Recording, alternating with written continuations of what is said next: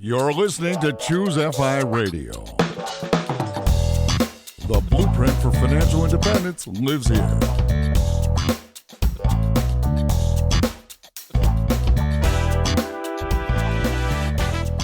If you're looking to unlock the secrets to financial independence and early retirement, you're in the right place.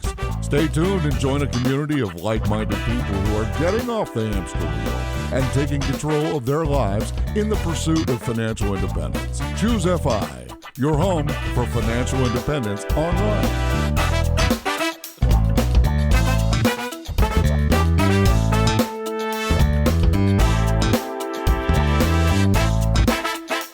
All right, everybody, on today's episode, we're actually going to take the excuse of the Monday episode to talk about split testing. I thought the context could be split testing when it comes to your food, your fitness, and your sleep. And I guess we could also talk about split testing in terms of how is my co-host doing today. Apparently, last week, you were doing great, but not quite well. How are you doing today? Oh, I'm doing quite well today, Jonathan. I actually got a message from Rob, who works on our educators team, and he's like, "You said you were doing great and not quite well. What's going on?" Is everything okay? Yeah. What happened over the weekend that prompted great? Yeah, we've got to split test why I said great instead of quite well. But no, I feel like a robot saying quite well every single time. So I try to mix it up every They made a 10 t-shirt or 15 because episodes. of you. All right. Well, split testing is that idea, right? And I think this is something that we wanted to use as a framework for today. And it's one that David Hauser kind of was talking about. Now, I think in business, you'll be the first to say that split testing is something that you have used with significant success. Yeah, and this is a concept I was wholly unaware of before I had websites. I had no sense that little input differences or little changes in wording can make an enormous difference in your actual results.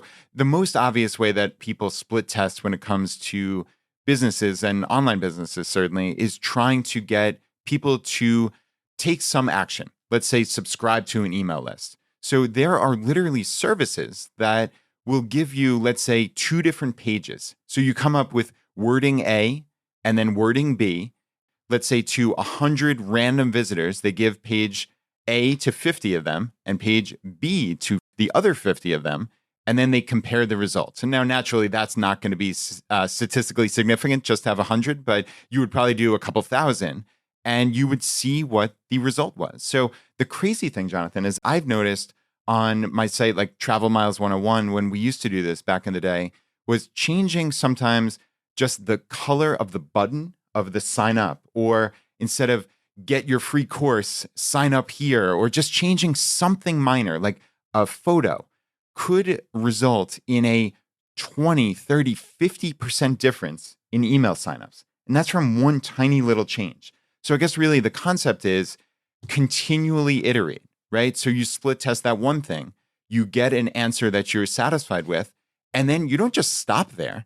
If that one split test could make a difference in 20 to 50%, let's keep rocking and rolling with this. You just keep working, and there's really no downside to it. It's just a simple little test.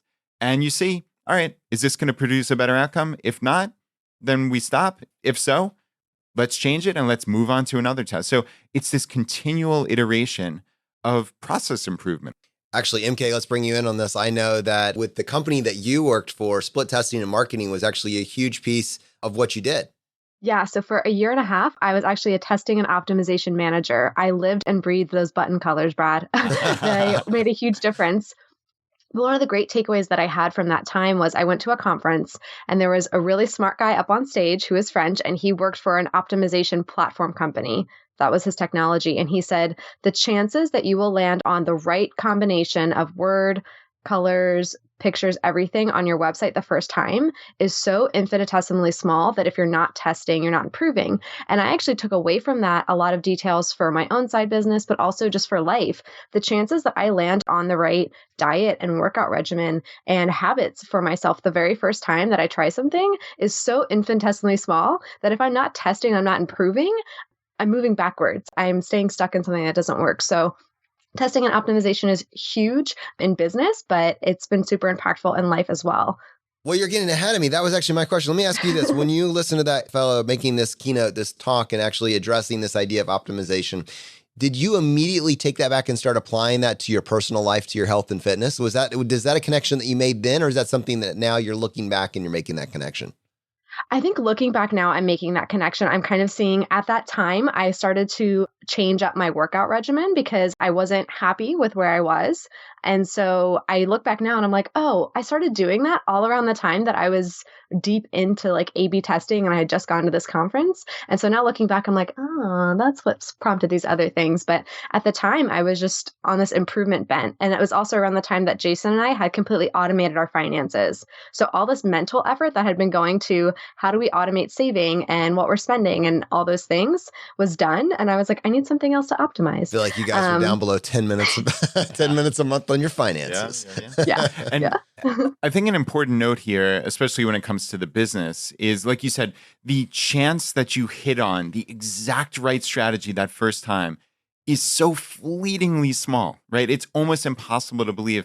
And the interesting thing to me is sometimes your intuition is just so far off, like it's almost mortifying, right? Like you think you might brainstorm and you have a whole meeting with, you and your business partners or your coworkers, and you come up with this grand strategy based on all the knowledge you have and everything you've seen.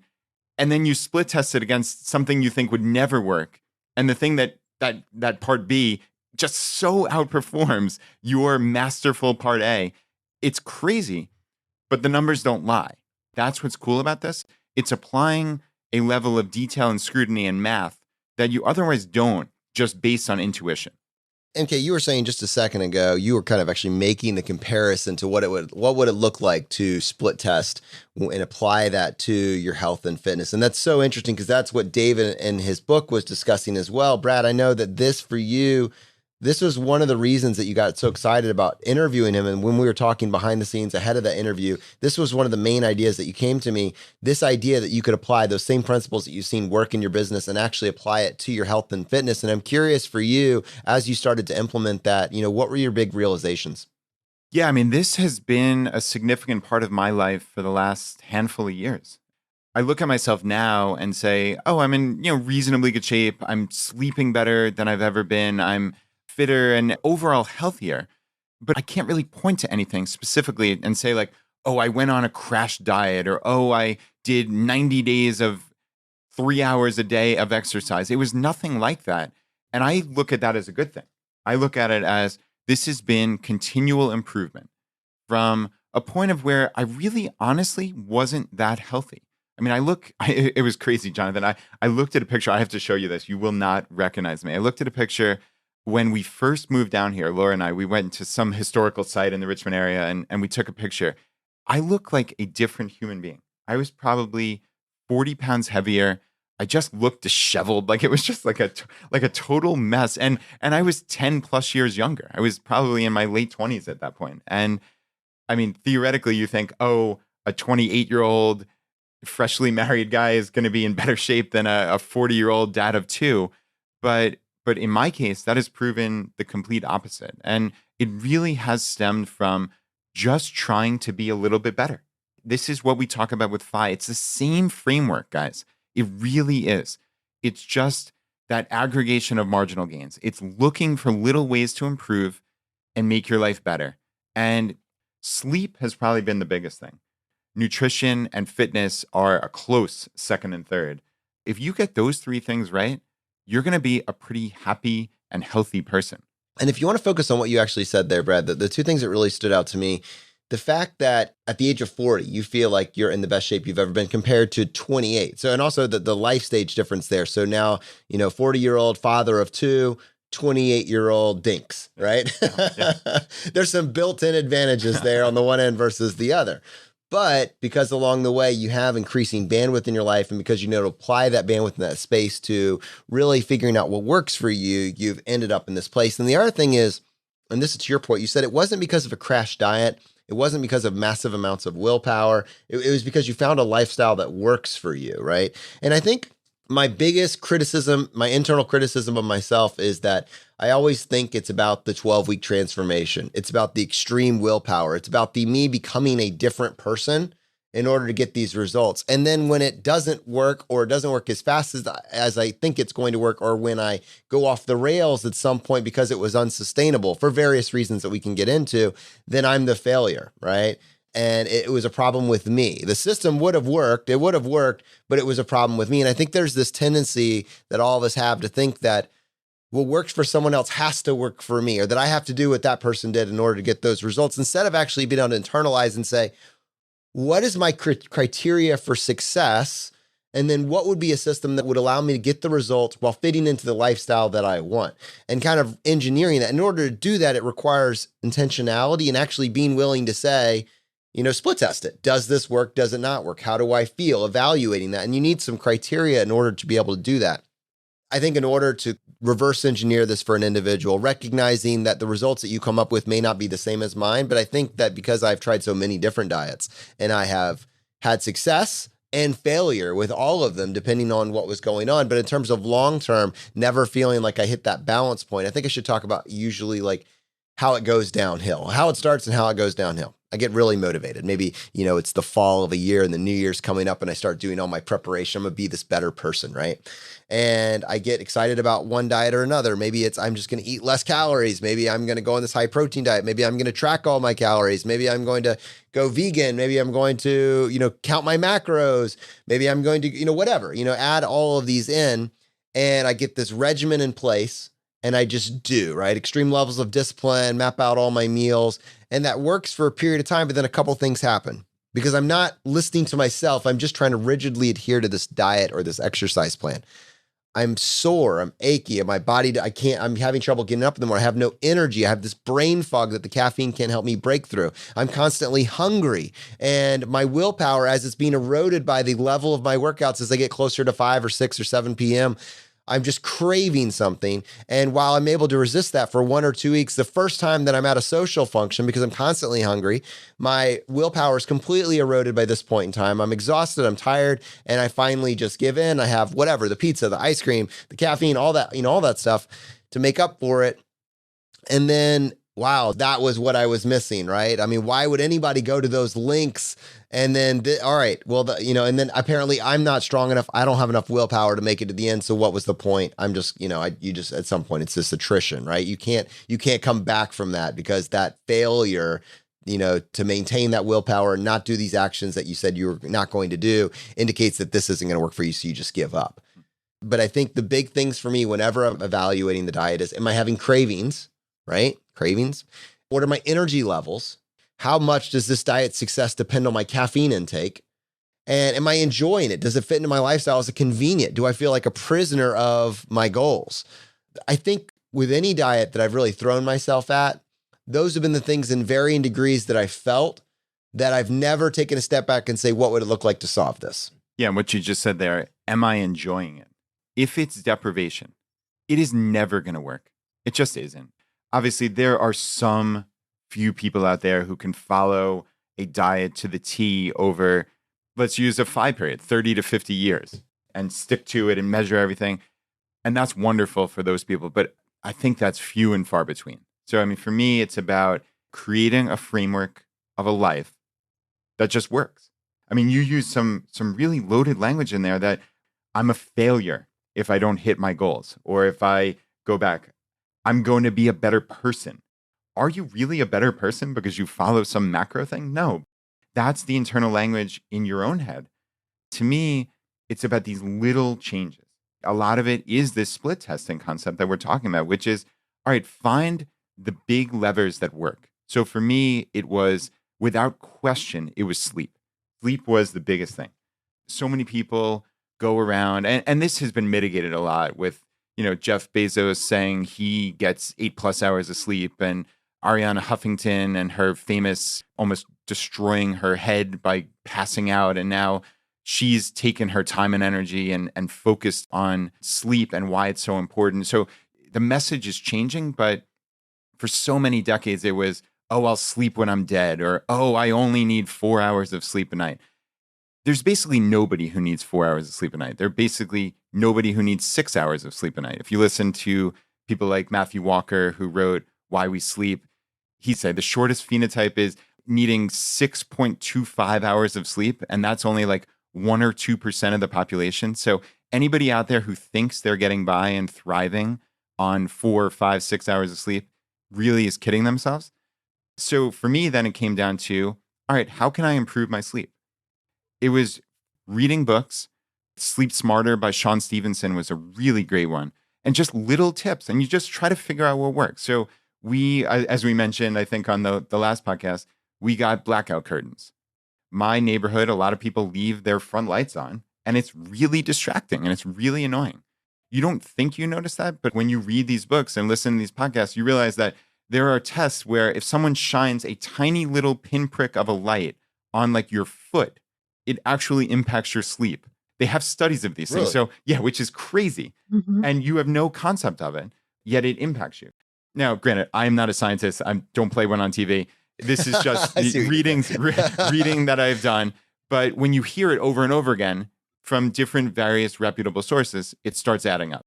We got, honestly, very expensive blackout curtains. They were like $50 or $60 a window, which maybe is expensive for me. And these things shut out light completely, entirely. You can't see in your room at all. I mean, my daughter, Anna, has even taken this and like masking tape down like the blackout curtains to the side so there's no light at all. So, I mean, that was an obvious win for us. Sleeping in the cold is another thing that across all these sources I've identified as something that's really important. So now we're getting into the fall here. We do not turn the heat on at night. It's not about cost savings. We're not trying to be cheap. We just know that for us, we sleep wonderfully when it's 62 or 63 degrees in the house. Everybody gets to use those quilts. They do. It's amazing. I mean, think about how you love just cozying up under those covers, right?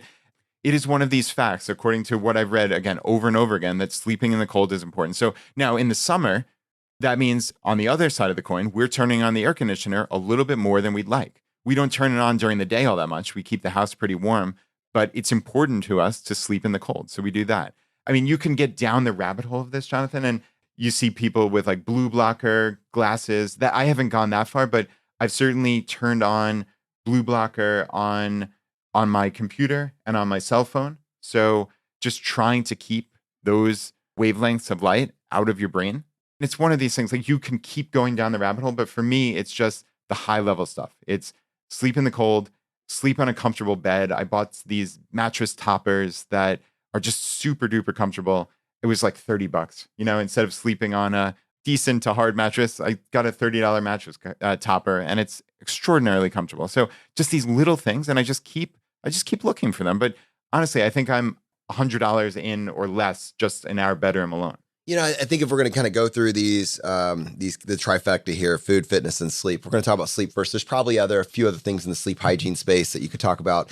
One, you talked about removing light sources, but I mean, your electronic devices, of which I am more guilty than most, all of them have incredibly obnoxious LEDs. Like it's actually, they went and found the most likely to be visible, which almost by definition means the most likely to be obnoxious, and put that one on there. Although there's plenty of electronics, I actually have started going through and putting like duct tape or gaffer's tape over various of these LED lights on these different electronic devices. That's one. I mean, I would imagine too, for you, if the bedroom is for sleep, removing the TV out of the bedroom would be another one if that's an issue. And so if you have these spaces for different things, if the bedroom is the room where like you just finished your entire day, then maybe that's one thing. But if you have sleep issues, then moving the TV out of the bedroom, so the bedroom is where we associate with, I guess, reading or with going to sleep, that one of those two activities, in order to encourage, proper sleep hygiene. Yeah, agreed. And you use the phrase sleep issues in there. And I would argue this is for everybody, regardless of whether you self-identify as having sleep issues or not. Sleep is essential. I would argue it is the single most essential thing to being a high performer. There's almost no way to show up unless you're getting quality sleep. So yeah, I mean, I do that when I go to hotel rooms. I unplug the alarm clock because who the hell wants that? You don't need an alarm clock if you're financially independent. Yeah. What's this about? Come on now. All the little lights. Yeah, I try to cover them up with all the extra pillows they have in the room. I mean, it's just what I do at this point. It's these little things, but they really do make a difference. And beyond just being a high performer. So if you think about it, if you've had a horrible night's sleep for several nights in a row, You go into work, you're exhausted. You may not even notice you're exhausted. And then the first coworker's like, here's a donut. Do you want to go out to lunch with us? If part of your saving plan was, I'm going to bring my lunch every day and you've been exhausted all week, how difficult is it for you to just stick to your goals, let alone be a high performer, but to stick to the commitments you've made to yourself?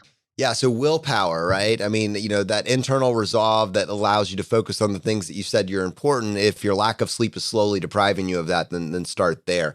Let's go ahead and switch gears. I want to go ahead and move over and talk about, in this case, fitness, Brad. We'll save food for last. Let's go ahead and talk about fitness just for a second here. So all of us need to be more active generally. It's very easy to do less when you live in a society that has so much convenience afforded to you. It's actually hard to recognize at least inside the United States, how much convenience has removed our requirements for various forms of exercise. I mean, you can go to Walmart and literally get everything under the sun.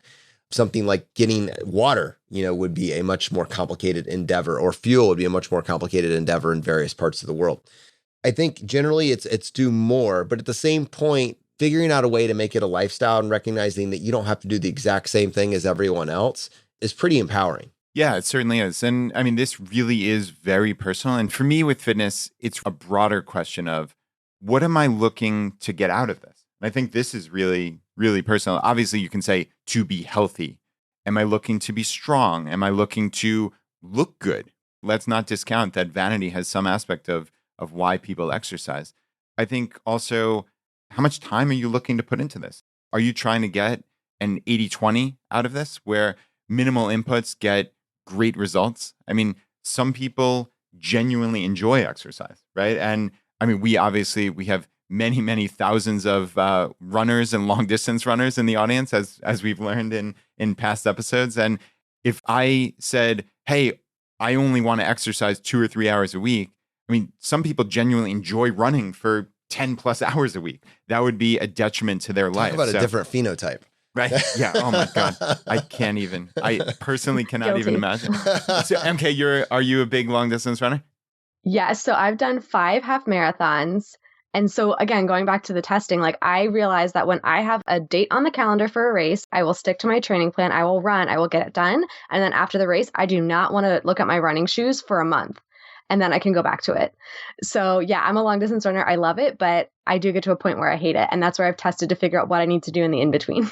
Yeah, and I'm sure there are long distance runners who need to do it every day or 5 to 6 times a week because it makes their brain better. It's that point, almost like meditation, where that's their time to themselves. And to take that away from them because, you could do it more efficiently doing some other cockamamie scheme, like that's not what they're looking to get out of exercise. So honestly, Jonathan, that to me is the very first step, is figure out what you're looking for. I know personally, I'm looking for the 80-20. I'm not looking to spend 10 to 20 hours a week exercising. That's just not something that's plausible really for my life, nor is it what I'm going for. So at this point, I think I'm exercising probably 3 to 4 hours a week. And really intense exercise is probably much less than that, because that's probably 3 to 4 CrossFit classes a week. I think I'm getting, like I said, the 80-20 out of this. I think I'm getting the best results that I've seen with minimal inputs. Like I've certainly spent weeks and years where I spent many more hours in the gym, but it all felt kind of fruitless. Like I had no particular goal or plan or anything. I would just show up and just kind of do it willy-nilly, and it just didn't work for me. Whereas I've found now that showing up at this CrossFit class, and it doesn't have to be CrossFit, it can be anything. Obviously, there are so many of these group exercise classes. I personally enjoy group exercise classes. That's my thing. In this season of life, it happens to be CrossFit. Who knows what it'll be 5 years from now. But for me, that motivation of having other people next to me working their tails off and just suffering and enjoying all at once, that lights me up. I know we've tried different things. We talk about split testing, and Jonathan, I obviously want to get you in here on what you've been doing recently. But I mean, I've tried a bunch of different things over the last couple of years. Earlier this year, I did a program called Strong Lifts, and it was intense barbell training, 3 or 4 days a week. I got really strong, for me at least, in that time period. But I found that when I stopped, the strength just went away.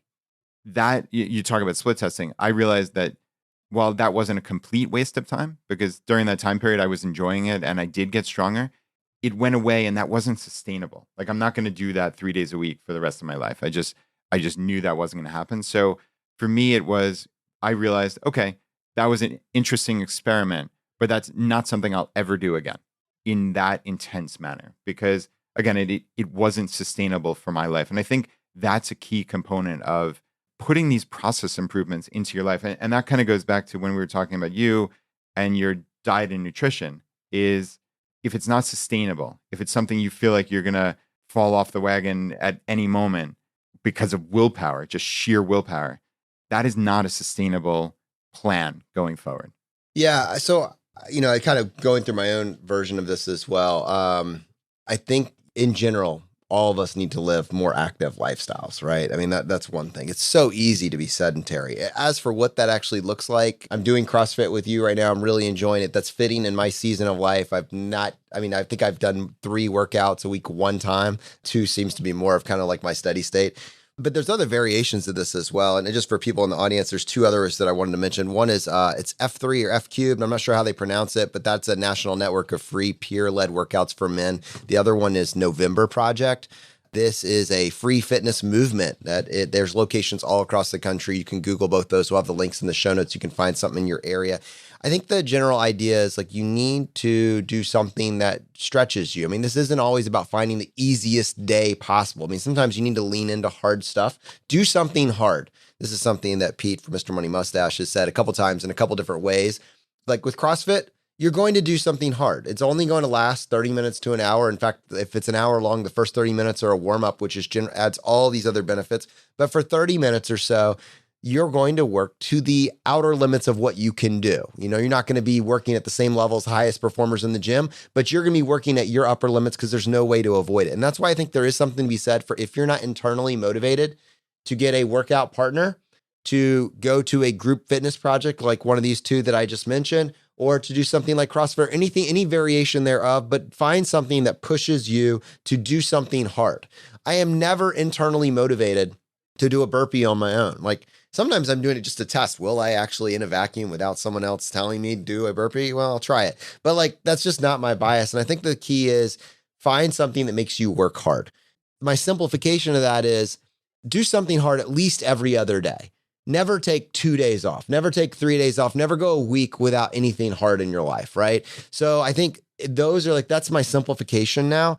If I can use a cadence of CrossFit or November Project or one of these other types of programs, and I can build some sort of interval in my life where I know I have those anchor points, and then I do something on my own that maybe isn't going to be at the upper limits, but because I have this pacing in my life, I have this, I'm doing something, and maybe it's a run, maybe it's a workout in the garage, maybe it's push-ups, maybe it's something with my family, but be active, work towards something, make this a lifestyle, and make sure it's enjoyable. Make sure there's some variation in there. In terms of the 80-20, my goals are no longer, right? My goals are not to be a world-class bodybuilder. That's not personally for me, that doesn't hold the appeal, but to maintain a level of fitness over the next several decades, something that is sustainable for me, that allows me to feel confident with my health and fitness goals. That's it. And this works for me. Never go more than a day without working out. If you can say that, you can take a day off, fine. And you can work out every day if you want to in different ways, but never take 2 days off, never take 3 days off, never go a week without, because like one day you've just taken a day off, 2 days, and it's becoming a pattern.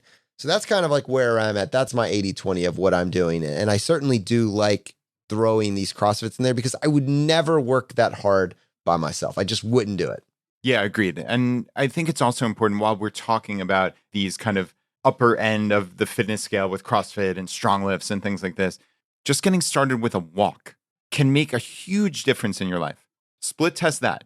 I think about my dad, who unfortunately is not in the greatest of health. He's had some hip pain and he actually got a cortisone shot recently. He's finally at a point where he's pain-free, but he's been sedentary for so long that it's just become a way of life. I said to him just the other day, all right, Dad, here's your reprieve, right? You got this shot. You've got a couple of months of pain-free. Here's your chance to actually get healthy instead of just this being a slow march to oblivion, which is really sad, but unfortunately, that's where we are right now. I mean, for him, it would quite literally start with walking 100 yards or 50 yards in like a day. I kid you not. And then you just walk a couple feet further the next day and just keep adding to it. All of a sudden, it's a positive feedback loop. You start losing some weight. Your joints start feeling a little better. Your brain starts clearing up. You have some time and space to yourself where, in his case, he's not sitting in front of the TV 16 hours a day. Maybe he's outside in nature thinking to himself. Maybe by having this physical activity, he's sleeping better. And it's this positive feedback loop. You don't know until you quite literally step out the door that very first time and walk just for a minute. And this is not just for my dad. Assuredly, there are people out there listening to this who they have a similar situation. It's easy to stay on the couch. Believe me, I know it's easy to stay on the couch. But you just get up, and it doesn't have to be this grand plan. It can just start with a 1-minute walk. And don't think, oh, that's nothing. What is that going to do? It's exactly what we talk about with compounding, right? It's exactly what we talk about with FI. You have to get started. Put those first couple dollars in the bank. Save every week. It's the same thing with this. Walk that minute the first day. Walk 2 minutes the second day. Or I don't care if you can't work up to 2 minutes until the second week, but just do something. Get up off the couch and make a difference in your life. You know, obviously you can tell there's some emotion here because this is very personal for me with my dad. And if somebody out there can change, maybe he can, but if somebody out there can change, hear my words and get up off the couch and take that 1-minute walk. It will lead to good things, I assure you. Brad, that's powerful. There is a point at which you could let yourself go to the point where you can't come back. And the point of encouragement is for the vast, vast, vast majority of our audience. They're not there yet. Right now, these small choices can completely change the direction that they're headed. And obviously with their finances, but in the context of today's conversation, these small steps, it's not necessarily the CrossFit workout. It's just, what are you doing right now? And if that is, I get home and I sit on the couch and I stay there through the weekend and then I just start back. Let's just change that narrative. Let's apply this intentionality to that.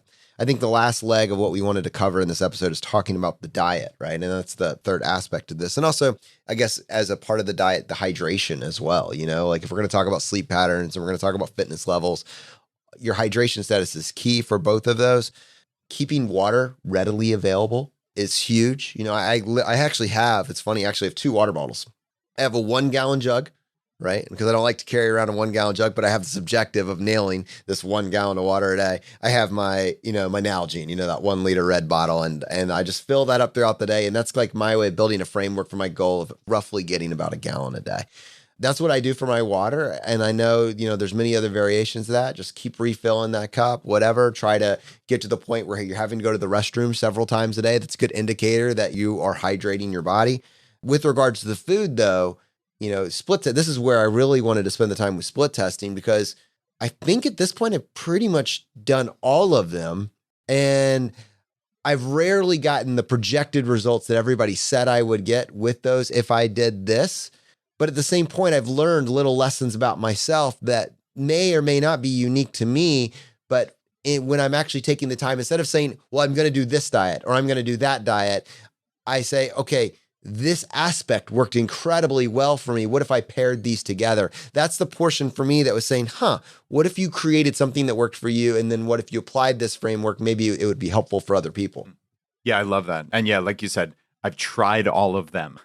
It's funny how you can think of this multiple different ways. And I think a lot of people get bogged down in the terminology of, oh, I'm on the keto diet, or, oh, I'm on the Atkins diet, or I'm on this or that.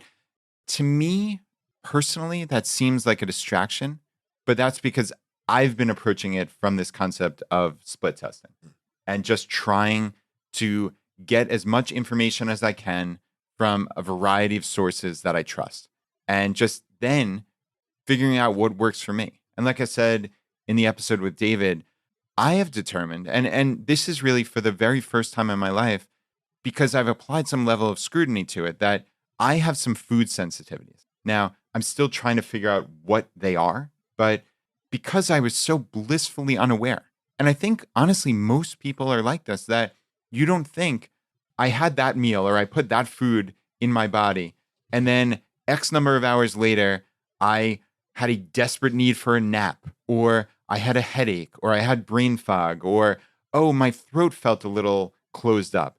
You don't normally put two and two together and say, oh, maybe that had something to do with what I just ate at my last meal. Honestly, maybe I'm the only idiot out there. I'm perfectly willing to admit that. But for 40 years, and I think I'm a reasonably intelligent guy, maybe reasonably is the operative word there, but for 40 years, I had no sense that that was even possible. It never crossed my mind until I started this split testing and this research. Now I'm at the point where even Laura now notices, oh, you're doing that thing where it, almost like a postnasal drip after a meal. It'll be 8 o'clock and we'll be hanging out with the family and I'm trying to clear my throat. She's like, oh, that's crazy. Like, you were fine all day and something we ate for dinner caused that. Now we're trying to identify it. And that's without going to a doctor and testing for this. It does take a little bit of time, but it is something we're applying scrutiny to. And I think just that bare bones basic concept that what you put in your body leads to a certain outcome is really important for everybody hearing my voice to understand. So if that's the one takeaway from everything that I personally have said this episode, that would be wonderful. Is just walk away saying, all right, I need to pay attention to this because it actually does matter. Now, obviously, Jonathan, we can talk about all the specific diets and the high fat and low carb and cutting out sugar and all these things, and I want to. But I think to me, that is the big takeaway that I've had in my own personal life is that what I eat matters. Yeah, I mean, if I were going to talk about my own iteration and my own journey, I think what you're talking about is how do I feel after I eat this is a really important step. And also, and David talked about this, a little bit of mindfulness and intentionality, actually savoring the food that's actually in your mouth as opposed to just coming to the end of it, because it takes your body about 20 to 30 minutes for those hunger cues to start to go away. So being able to apply some intentionality to the food you're actually eating is a big deal. I finish most of my meals within about 2.5 minutes, in a vacuum. I think that was one thing. So if I pay attention, one, if I actually slow down during the meal, there's a couple other components to this from a lifestyle perspective. If you are eating in the context of a family meal, I mean, this may be the one landing pad that you have to all discuss each other's day. Use this as an opportunity to stretch that out. Give your hunger cues a chance to catch up. Two, I've noticed that my hunger cues tend to stay at bay if I also make sure that I'm hydrated. Are you drinking enough water, right along with this? And this is another thing I found. I'm rarely satisfied by alcoholic beverages or carbonated beverages or, sodas or whatever. Like those do not hydrate me. I mean, they just increase the cravings for more down the road. So the only thing that we drink with any consistency is, water and various forms of non-dairy, milk. So like almond milk, etc. Tons of water. And our primary drink at dinner is water. There's a couple things that I wanted to point out there. When I look at thinking about the actual foods and how I react to those foods, I have most of us do, an absurd addiction to sugar. Over time, that can be dulled if you remove it for an extended period of time. But then that first time that it comes back, man, it comes back fast and it comes back active. And it's not always sugar as in spoonfuls, tablespoons of sugar. It could be baked goods that have lots of sugar in it. It could be processed goods, like even something that's marketed as low fat and healthy, like Belvita cookies, whatever it is. It's marketed as a healthy snack. Maybe you give it to your kids. It could be yogurt, fruit on the bottom, cups of yogurt. The fact that they have to have a label for no additional sugar added to yogurt should tell you that yogurt doesn't need to come with this much sugar. If it is ridiculously delicious, it is likely loaded with sugar. And that includes Chobani, my friends, includes Chobani. And so, recognizing that these things, if sugar is one of my triggers that sends me off the rails, noticing when is that entering my life and looking for the patterns, not between this one specific thing, but this in general. And I rarely have these sorts of cravings when I get a full meal that has a lot of protein in it and a lot of fat in it. It's largely tied to carbs and to refined sugar. You were talking about whole grains. Like whole grains are not this panacea of, if I can just have whole grains, then I'm going to be fine. For me, what I've noticed over time of all the different diets, the ones that have significant levels of carbs or I don't put restrictions on my carbs end up with me having many more cravings, a lot less self-control, and honestly, less energy. This is what I've noticed about myself. When I go on a bender and I have tons of carbs, the next day I wake up lethargic. The next day I'm just tired. I'm tired for days. And as I slowly start to deplete those carbs that my body is holding on to, I get a lot of that energy back. So recognizing that about myself for me has slowly steered me towards moderate levels of protein, somewhat higher levels of fat. And what I've done over time by recognizing that, because I've tried all these different diets and many of them have involved me like counting calories, or if not counting calories, maybe counting macros. If it fits your macro is a big thing. And I thought maybe it was just a matter of balance, right? It was just a matter of me hitting these certain macros. But I realized, one, the carbs really do drain my energy levels and give me a lot more I crave stuff in the evening if I have significant carbs throughout the day. And then two, it feels like a prison where I'm always tied to having to meet this criteria. And just at this stage in my life, I don't want to count calories. I want to just be full. I want to have a reasonable, healthy thing. And I don't want to crave food throughout the day. So those have been kind of the things that I've been battling. If you go back to the beginning, it was, what does it look like to not have lethargy, not have cravings, not really be thinking about food? I don't want to go through my day thinking about food. I want it to be something that I eat because your body needs sustenance, but not be driven by it and kind of have this, I don't know. I want it to almost be an afterthought. It's something that I need in order to have a healthy life. Yeah. No, I love that. And I think it really is very, very personal. And it's not, oh, this is a healthy food and this is an unhealthy food, and those are just the rules, and it works that way for everybody, because that's not real life. I mean, people react to different foods. I know I listen to a lot of health podcasts, and I was listening to The Drive by Dr. Peter Attia, which to me is maybe the single best one. I think he was talking about some kind of food that he ate in the airport, and he tried to find like the ostensibly like the best food that he could find. I feel like it was like trail mix or something like that, or a granola bar. I forget the exact, but it spiked his blood sugar to like an astronomical amount. Like he was absolutely floored by that. And a similar one is I listened to a podcast called Broken Brain. The host was talking about a smoothie that he made, and they were all, again, quote unquote, healthy items that went into there. He wound up realizing that it was just causing this huge reaction. It was almost like an elimination diet, Jonathan, for his smoothie. And he realized that it was blueberries. Blueberries, which most people think are a superfood, were causing an immense amount of issue for him. Really? And right. I mean, that's your reaction, is really like, how is that possible? It's because not every food works for everybody. I think this is not Brad and Jonathan standing here and trying to give you health advice on what is the perfect way. We're not experts on this. But what we are saying is pay attention and test for yourself, okay? That is the crucial part here. That is the takeaway from this episode. So for me, I've determined that cutting out sugar, cutting out carbs as much as I can. I'm not a crazy person about it. I still gladly eat my pizza and enjoy some snacks of chips every now and again. Again, I'm not a crazy person, but I try to avoid carbs if I possibly can, and trying to eat higher fat and higher protein. So, is it a real hardship for me to eat more fat and have avocados? No, I love avocados. I would eat them 21 meals a week if I could, right? If they were in season all the time. But these are the general things that I've found that I keep in mind. So it's cut sugar, cut carbs, add fat, and add protein. But also it's split testing. Jonathan, you showed me those delicious protein shakes that you got at Costco, and we bought them for months and months and months. And I mean, frankly, I love the taste of these things. Absolutely love. But I found that it wasn't doing anything for me. I wasn't putting off meals, or it wasn't replacing anything. It was just me drinking this thing and getting no discernible benefit that I could tell from it, other than enjoyment for 30 seconds while I drank the thing. And it was like $1 and change for each protein drink. So honestly, at this point, we stopped buying them, because now it's just a little bit of testing that I did in my own life. Now, I know you still drink them and love them, and I suspect you get benefit from them, but that was just something, after putting some level of scrutiny, I realized, okay, this just isn't working for me. Yeah, I mean, another example of something that I've tested in my personal life is, over the last several years, I've done a bunch of versions of different types of fasting. I've talked about that, and I've had various levels of success with them. But the one that, when I started thinking about what is my perfect lifestyle habit, what does it look like? It involves intermittent fasting.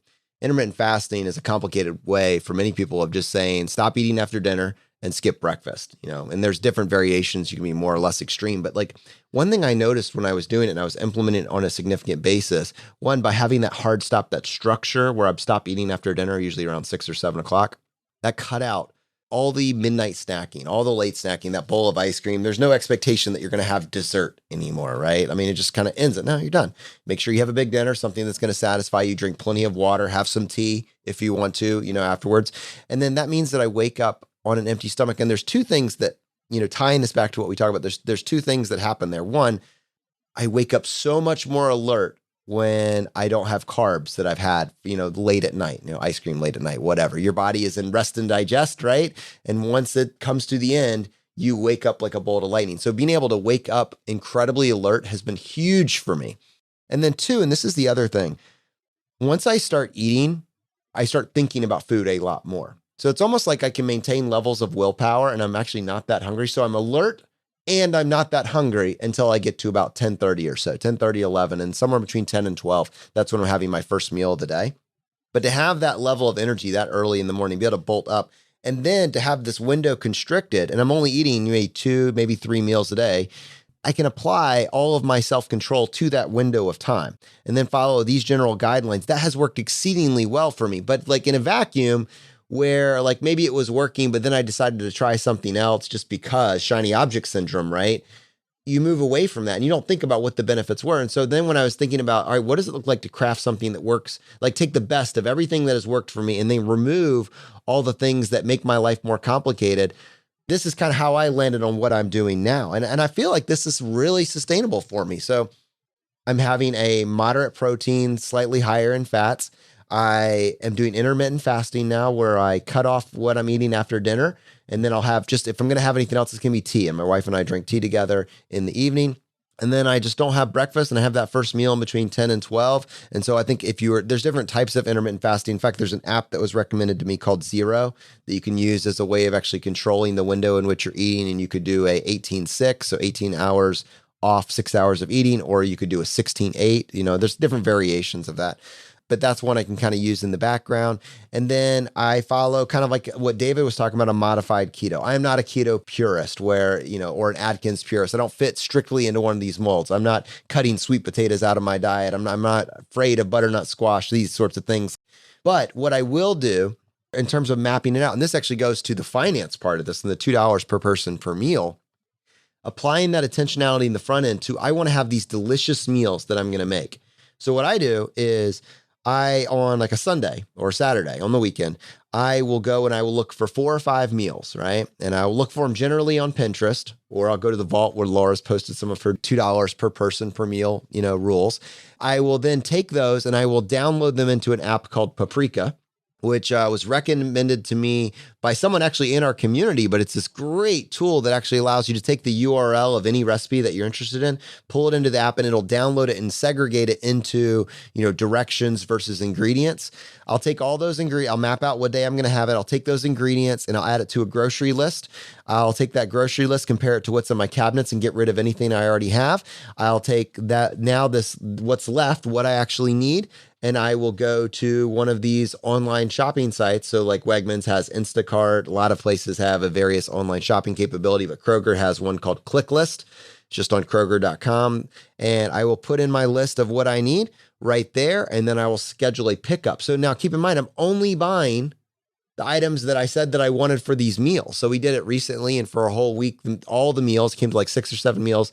The total list for the number of ingredients was like maybe $100, $120, somewhere in that range. And that's going to feed our family of 3 eating individuals at the moment. And because I'm putting this amount of plan into it, it's kind of like once you create the plan and then actually have the food, the next thing, if you make the meals, I will eat them. So we make the meal for dinner, and that's when it's fresh. And then I will have the meals for lunch, the next day or two until it's gone. And then we end up having 3 or 4 awesome meals for dinner. And then we also have our leftovers, which are usually, which is what we eat for lunch. And that just works. And then what I do to help Danny out, because she's at the stage where life is really busy with the kids, in many cases now I'm actually making the dinners. And this is where I throw on a podcast. Sometimes it's difficult to actually, find time to listen to additional podcasts, right? Because life gets in the way. So I will use this to maybe listen to something that we're researching for a future show, or just listen to something that I'm going to enjoy at a personal level, listen to an audiobook. But how do you make it fun, right? How do you make it a lifestyle? It's something that, hey, I'm able to help my wife take something off her plate. And at the same time, I'm able to multitask and listening to something that moves, me forward, stimulates me. And so that's kind of how I've been able to take something that may have felt like a prison before and now make it feel more like a lifestyle. So, Brad, I think if you listen, I think it was episode 9 or 11 of our podcast, we called it Skinny Waist, Fat Wallet. I think the slight pivot there would be, do what works for you, right? Recognize that you get to iterate over time, and what worked for you in your 20s when you were in one particular life stage may not be what you do now. Your goals may be different. So maybe it's just Fit Waist, Fit Wallet, FW squared. I love to make those bumper stickers, but I think it's cool to learn from each other, what works for each other, and to slowly look for patterns that you can incorporate in your life, and realize that you don't need to be dogmatically held to someone else's official diet, right? Even what we just talked about in the show, find what works for you, but really pay attention to how you feel. And if you're following something perfectly and you're miserable, that's a problem. That's a problem, and you should start thinking through that and figuring out what you can do. And it may not look like giving up and going back to the couch, but there might be a way that you can tune whatever it is that you're doing to make it work for your life.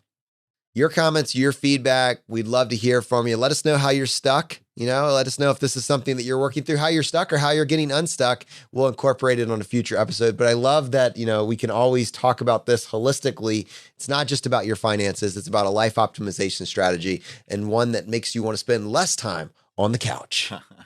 Let's go ahead and switch gears. MK, bring you back into this conversation. Yeah, I'm so excited to be able to bring you some really great feedback this week. So for a reminder for everybody who's been listening along for the past couple of weeks. So number 1, we are about to close our Cities of FI survey. So this is us looking for the best cities for FI in the US. Again, international audience, we're going to do something for you later. So if you head over to choosefi.com/cities of FI, CITIESOFFI, that is going to help us to be able to determine some of the best domestic places that people can look to live, or give some people some warm, fuzzy shout outs that they live in a great city for FI. And for the end of the year, our very last episode, we want to be celebrating all of your wins. So please send us at feedback@choosefi.com. Send us an email, send us a voicemail. We also have a thread on Facebook. Tell us what your wins are this year. We want to shout them from the rooftop with you. So please help us do that. It's been a really positive thread to read on the Facebook page that we have that. So please continue to keep that going. Yeah, I want to hop in here and also get Brad, you to weigh in as well. But there is something so powerful about you leaving a voicemail with us to say, this is where I was at the beginning of the year. And thanks to the small actions, Brad, this is something you ask every single week. What is a single action? There have been those of you that every single week comment on that thread. And unsurprisingly, when you take small actions every week, your life changes. Yeah, it's amazing how that works. You get a bunch of these little changes just over weeks, months, and years, and you have a better life. And sometimes you don't even realize you've done anything extraordinary because it just seemed like little things. And yeah, it's amazing. I cannot wait for that episode. It's coming out December 30th. And that's certainly going to be an annual thing where the last Monday episode of the year is just going to be this amazing collection of wins. So please send it in. feedback@choosefi.com. And you can leave a voicemail, choosefi.com/voicemail, or if you record it on your own and you want to just send us the link to it, that's totally fine too. But we're going to share that on the final episode of the year for sure. Awesome. I'm so excited. That's been a really great thread to read. People posting awesome gifts too. So love the gifts. And then upcoming this weekend, we have some local groups that are meeting, and it seems like potlucks and barbecues are on everybody's mind. I don't know if it's because it's November, people want to do Friendsgivings, but tomorrow, November 2nd, the San Diego local group is going to have a barbecue potluck social. So bring your best barbecue. And on November 3rd, Bend, Oregon is also having a brunch potluck. So potlucks are going on this weekend with Choosefi local groups. And then the Choosefi Atlanta group on November 22nd, so a little bit into the future, but want to make sure we get a lot of people going to that one. They're actually going to host a Choosefi Junior Achievement event. So that's going to be really exciting. We love our connection that we have with Junior Achievement to help bring financial literacy. So that's going to be exciting. And we have one new local group in Redding, California. Welcome. Welcome. All right, well, let's go ahead and switch gears. I know we finish every episode by doing a drawing for a copy of a book that we have found useful. Right now, we're doing our book, Choosify, Your Blueprint to Financial Independence, or if you'd like to get a copy of David Hauser's book, Unstoppable, we'll do that one as well. The way this will work, just go to choosify.com/iTunes, follow the instructions there, leave us a short written review, and then send us an email to feedback@choosify.com, letting us know that you left a review and what screen name you left it under. We give away one book for every 5 written reviews that we get, and then we announce the winner on the Friday roundup. So, MK, how many winners do we have today? All right, guys, today we have one winner, and that is Catherine. So Catherine writes, Brad and Jonathan, I just hit my 1-year anniversary of listening to Choosify, and it has changed my life. I know that because I downloaded an app based off an actionable tip from that first episode, and the app just notified me of that. I've been listening for 1 year. But back to Choosify. Thanks to you and your guests, I have made changes both big, buying an investment property, index fund investing, calculating and increasing my savings rate, and small, bringing my lunch to work, making coffee at home, using the library, using Ibotta. I am on the road to FI, and I am so glad I found Choosify when I did. You keep FI exciting, and I can't wait to implement even more of your tips. Thank you for everything you're doing. That's impressive, Catherine. Thank you for listening, and thank you for taking action, most importantly. All right, my friends, the fire is spreading. We'll see you next time as we continue to go down the road less traveled. You've been listening to Choose FI Radio Podcast, where we help middle-class America build wealth, one life hack at a time.